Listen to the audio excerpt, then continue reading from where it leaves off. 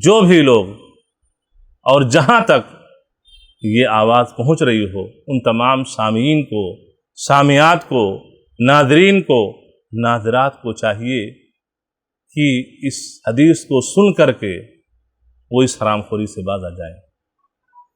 یہ آواز ہماری ویڈیو کی شکل میں ریکارڈ ہو رہی ہے، ظاہر سی بات ہے اس کو سننے والی ہماری بہنیں بھی ہوں گی، اس کو سننے والی خواتین بھی ہوں گی۔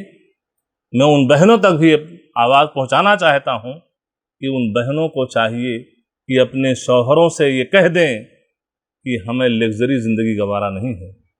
اگر بہنوں کے حساب پر بہنوں کو میراث سے محروم کر کے اور تم لگژری زندگی گزار رہے ہو تو مجھے یہ گوارا نہیں ہے۔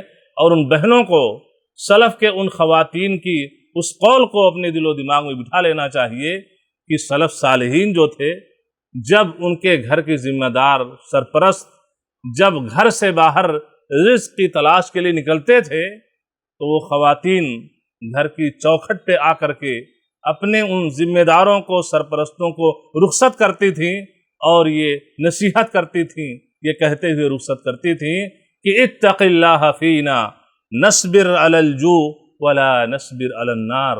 اللہ سے ہم لوگوں کے بارے میں ڈرنا، جا رہے ہو اور اس کی تلاش کے لیے اللہ سے ڈرنا۔ کیا وصیت ہوتی تھی، کیا مطلب ہوتا تھا کہ حرام رزق لے کے مت آنا، حلال رزق لانا۔ نصبر علی الجوع ولا نصبر علی النار، بھوکے رہنا ہمیں گوارا ہے، گھر میں چولہا نہ جلے، شام کو آؤ ہم بھوکے سو جائیں، یہ ہمیں گوارا ہے، اس کو ہم گوارا کر لیں گے، لیکن جہنم کی آگ میں جلنا ہمیں گوارا نہیں ہے۔ تو ہماری بہنوں کو اپنے شوہروں کی نیند حرام کر دینی چاہیے کہ شوہروں کی جو بہن ہیں وہ اس خاتون کی کیا لگی، کیا رشتہ ہوتا ہے، نند کا۔ تو اپنے شوہروں کو کہیں کہ یہ لگژری زندگی ہمیں گوارا نہیں ہے، یہ تو ہمارے لیے ہلاکت کا سبب ہے۔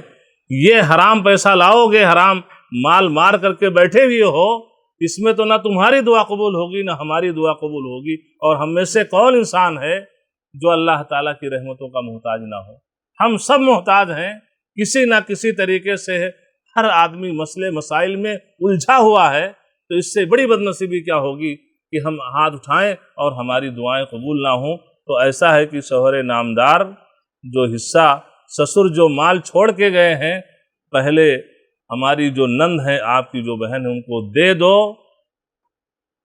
سوکھا روکھا ہم کپڑا پہن لیں گے، سوکھا روکھا کھانا کھا لیں گے، لگژری زندگی گزارنا ہمارے لیے گوارا نہیں ہے۔